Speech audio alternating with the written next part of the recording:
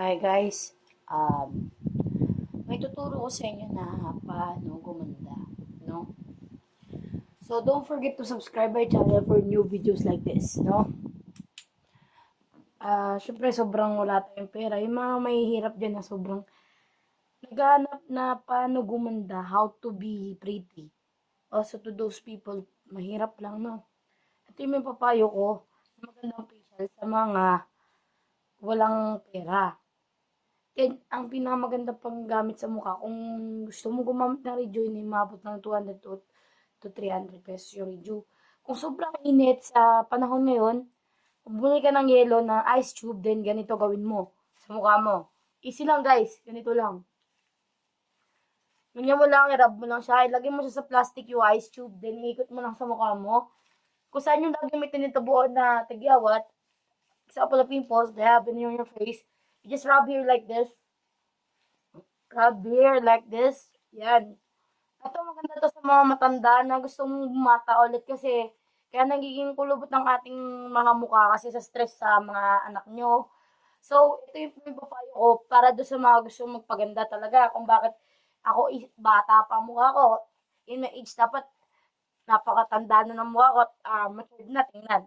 Ang sikreto ko po is ito.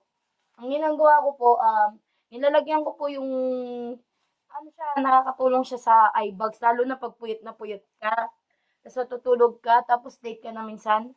Maganda din po siya, anxiety na gamot sa, yung mangungutuan ko tawagin ay, um, pagka natutulog ka when you're sleep, you're just dreaming that your body cannot move like that, no? etc. Parang spiritual think, ganon.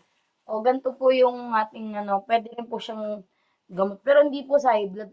Yung may high blood naman po, pwede naman pong ice tube lang na yung ganon. Kasi gaganon mo lang sa mukha mo. Hindi naman po totally matagal. Yung sobrang init, di ba? O ganyan. Ganyan yun lang po. Yan, yung labi. Yan. Yan ang mulubot nga kasi nagamit ko ng Rejuve eh. Yan, ganyan lang. Pagka sobrang init, tapos ang kape-kape ng Rejuve, hindi man ko ano mga ginagamit ko po sa facials. Ayan, edi tapos na po yung ginawa ko. Ngayon, pagkatapos ko po lagyan ng ice cube, yung kamay nyo po, yung dalawang kamay, ganito po yun ha. Yun na po yung gagawin ko sa face ko. Ganyan ninyo po. Alam niyo po yung Nivea na nabibili sa mga Mercury na pang facial, yung kulay asul, na kulay blue, the Nivea, yun. Ganun po yung gawin nyo. Kung ayaw nyo po magamit ng mga Rejuve po, ang bawa magical or brilliant, yung mga gusto pong gumanda po talaga, lalo po sa mga matanda na age. Ganito po ang massage po sa mukha pa ganyan. Araw-araw po yan, ganyan ninyo. Ganyan ninyo po yung mga mukha nyo. Yan, ganito. Ang masahe pa ganyan. Araw-araw po yan. Tapos yung, di ba, kumukulubot na. Ganito po yung masahe po nung sa mata nyo. Tapos, bigyan nyo po yung oras ng tulog nyo po. Halimbawa, tanghali, matulog po kayo. Ay po yung umiglit lang po kayo para po yung eye bag nyo hindi lumalaki. Hindi nagkakaroon ng mukha nyo po ng puro kulubot po. Kasi po, sa sobrang trabaho po yun, kaya nagiging masyado pong stress po at nagiging ano po tayo matured ang mukha kasi sa sobra na rin pong makeup. Yan.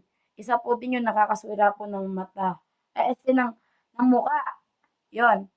Kaya yan, ganyan nyo lang.